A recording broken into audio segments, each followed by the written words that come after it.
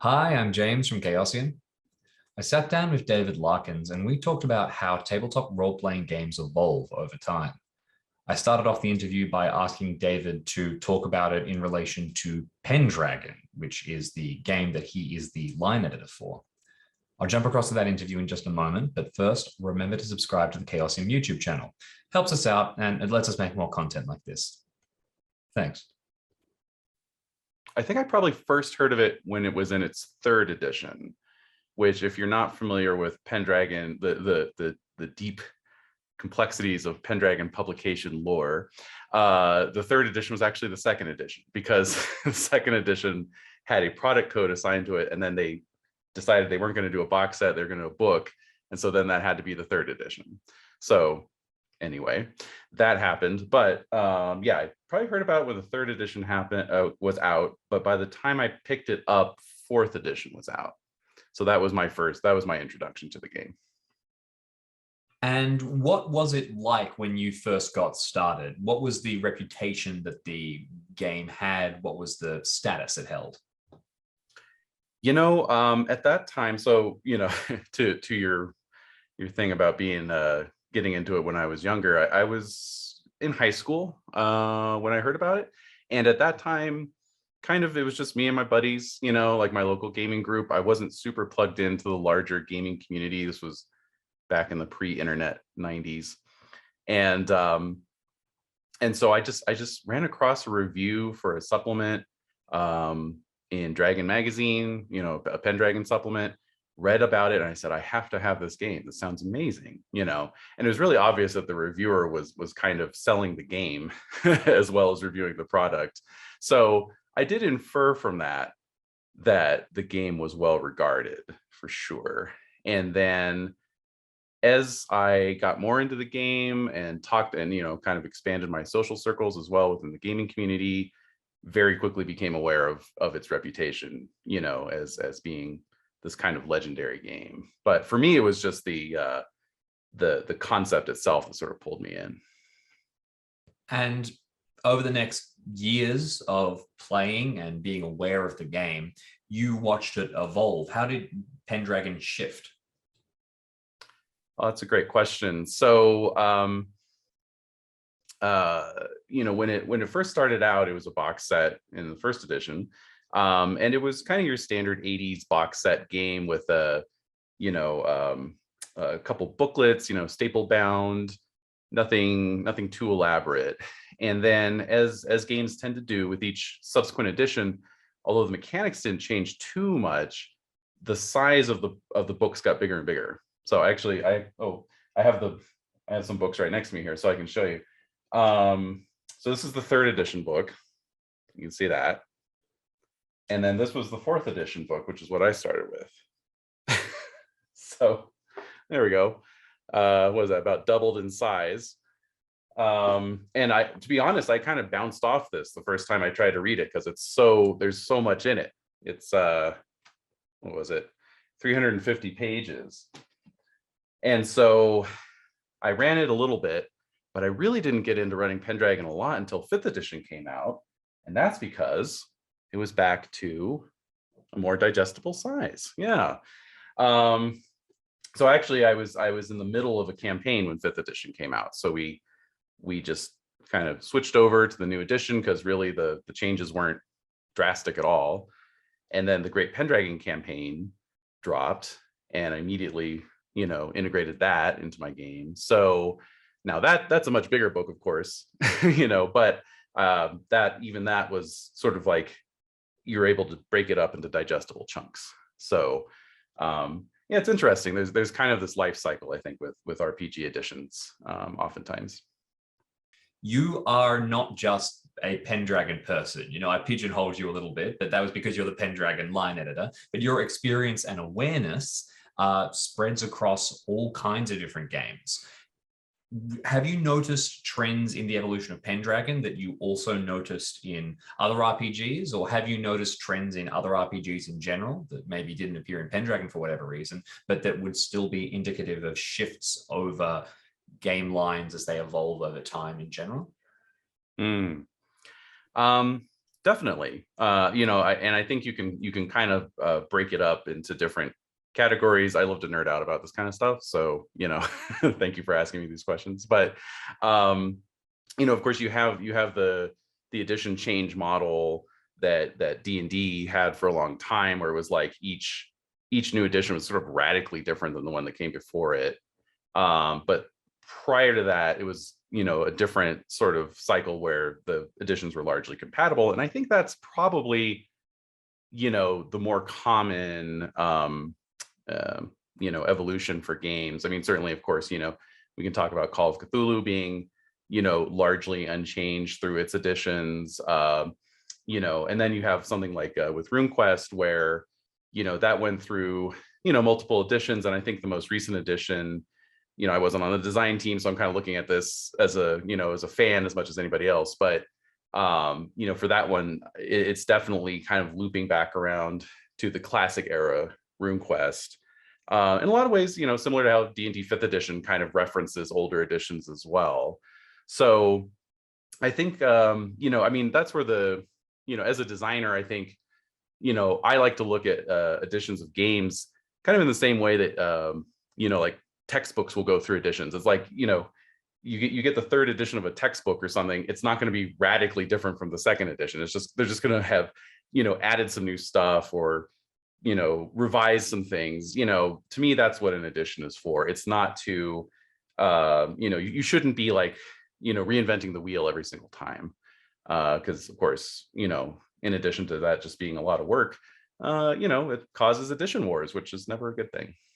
So correct me if I'm wrong, but what you're basically saying is that there's two trends. There's this complete reinvention that occurs each edition, and then there's this more gradual shifting. Really, the editions are built one upon another with maybe some minor changes, and that tends to be the two larger styles. Correct. Yeah. I have a couple of follow-up questions then on top of that. So a lot of the evolution that we've talked about now is very bound to editions and, the steps that publishers and creators are taking to consciously steer their products in a certain direction. Have you noticed changes in games that occur without the release of a new edition, either because of, new focus from fan bases or the development of new fan bases, or just kind of a general shifting of the atmosphere around a game in general? Absolutely. And I was, kind of thinking that too. Like, I'm talking about mechanics here, but we can also talk about aesthetics and community around a game, and assumed play style around a game. Like what is important, what is perceived as being sort of the core activity of that game.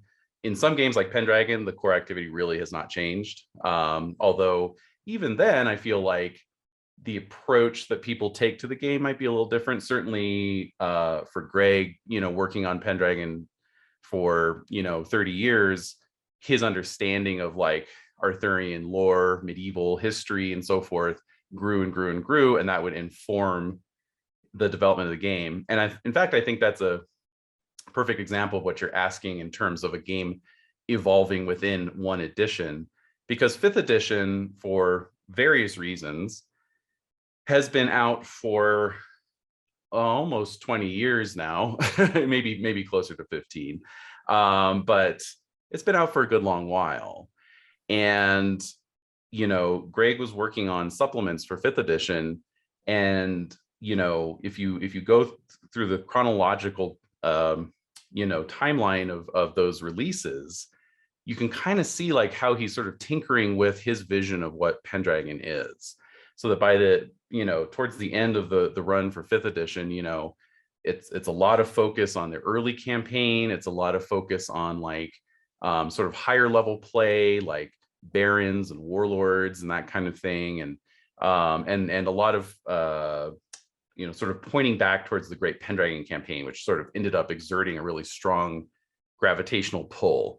Whereas before that came out, I had sort of associated Pendragon with being more like Call of Cthulhu, where it's like more of a scenario-based game. Like there's a lot of scenarios you can choose from, mix and match, and craft your own campaign. And then once the GPC came out, it's like, oh, we've all got to play the GPC, and we've all got to play it from the beginning all the way to the end, right? Which is, that's just an observation. For some people that's fine, for other people it's not. But I'm just saying it definitely changed the tenor of the game. I'd like to ask a question kind of from my personal experience, and I have a bit of a limited perspective on how games evolve. Most of the games that I've come into, I've only seen one, maybe two editions go through, and I've sort of anecdotally on a low level seen trends like the game comes out and then maybe there's a little bit of a mechanical bulge as people add a bunch of details, and maybe then there's a zoom back and some of the older content, the key pieces, gets resurrected and put forward into the new edition. Do you think that there is sort of a standard set of trends or a standard life cycle that tends to occur within a game line within a particular edition? If, for example, a game line of your choice were to launch a new edition, would you expect to see a couple of key things happen in the next months or years afterwards, based on your experience of other games launching other editions? Yeah, there's definitely life cycles, and I think it's for the exact reason you're talking about. No game survives contact with the public, right? As soon as you get your game out there and thousands or millions of people start to play it, I mean, inevitably you're going to get a lot of feedback. You're going to get a lot of folks coming to you with ideas. New supplements are coming out, and that's just going to like naturally create this. It's going to kickstart that cycle again. Like, wow, I thought I had everything in the rule book, but I guess not. And so then you start making these changes. That being said, yeah, I think there are certain things one would expect beyond the core rule books. Depending on the game, of course. There's going to be certain supplements that are going to come out, like if it's a game about vampires, let's say, then you'll expect to see supplements about all the different clans, or like a city supplement. You can set your campaign in and that sort of thing. So it's going to be dependent on the game, of course. But in a way, I mean, there's these sort of like, yeah, expected supplement types, but those are in a way getting their own new editions, right? Because it's like, oh, we're gonna do a new setting book for our vampire game, but this time we're gonna do it this way, because the last time we weren't really happy with how we did X, Y, and Z, so we're gonna change that up, or we're gonna advance the timeline a little bit, and we're gonna introduce some new characters, new plots. Do you think that games that have and I think this might be an obvious question, but do you think that games that have a long history behind them, something like Call of Cthulhu that has seven editions, or anything else like that, versus more modern games that are maybe moving into their second edition, maybe their third edition, do you think they evolve differently considering the history they have behind them? That's a really good question. I mean, obviously, of course, with newer games, we just don't have the benefit of time, to kind of see how that's going to go. I think there can be different philosophies nowadays, in terms of whether new editions are even a good thing. Like, I know a lot of smaller, like more kind of indie RPGs are sort of like one and done, like, hey, this is it, this is what you're getting. Maybe they'd have a second edition just to sort of fine tune a few things, and then you're not really expecting to see anything beyond that, right? And I think that's fine, because those like those tend to be somewhat more highly focused games in terms of like the gameplay and the rules. Like I'm thinking of Monster Hearts, for example, that's had 2 editions, and as far as I know, there's no plans for a 3rd edition, because it's like, the 2nd edition was just kind of cleaning up some stuff, changing a few things, and it's like, okay, we're happy with this final product. So it remains to be seen. We don't know yet, but certainly like older games, I think they came out of a time when people were sort of inventing role-playing games in real time. Like they're figuring out what makes a role-playing game, what's good, what's bad, what should we put in, what should we leave out. So it stands to reason that older games have had a lot more editions, because again, like I said earlier, that's part of that cyclical thing where you're sort of adding things and then taking things back out, and just sort of trying to find that perfect balance of like mechanics and length of your rule book and, whatever other factors are important. I think that's a really good answer. I've got one last question for you. And that is, I have a few friends who were playing games that released an edition when they were at the peak, I want to say, of their role playing interest, or perhaps that's just role playing time. And they played a bunch. And then since then, they have not moved on to further editions. As somebody who is bringing out new editions for a beloved game, are you in general supportive of you should go to the new edition, or is there a place for people to stay with what is old and tried and true and tested for them, even if objectively there is more stuff that's coming in the future that might be better? I was sort of thinking along these lines myself, because I was going to mention, if it didn't come up, that I recognize that there are some folks who do not like new editions of games. They, the most cynical take is that it's sort of a cash grab, on the part of a publisher or whatever. I personally think that you do have to have new editions of games, even if they're sort of like unofficial new editions, just a version whatever 0.5 periodically, just to keep your game fresh, because otherwise it's going to stagnate, and your sort of fans, your player base, what have you, is going to shrink, because one of the nice things about new editions is it gets a lot of new eyes on the game. People go, oh, what's this? There's inevitably, just a lot of buzz around a new edition coming out, and people take a look at it. So I think from that perspective, new editions are a good thing, regardless of whether you want to go on with it or not. On the other hand, I can sympathize with folks who like an older edition and want to stick with it.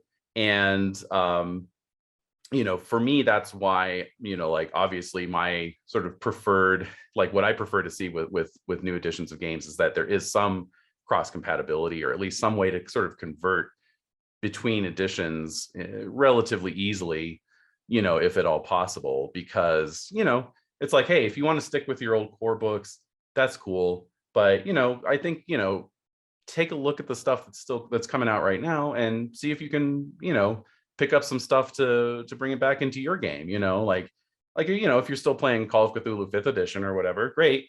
But, don't turn your nose up at the 7th edition stuff that's coming out, because it's really good. And, it's compatible. You can easily reverse engineer it back into your 5th edition game and use that material. So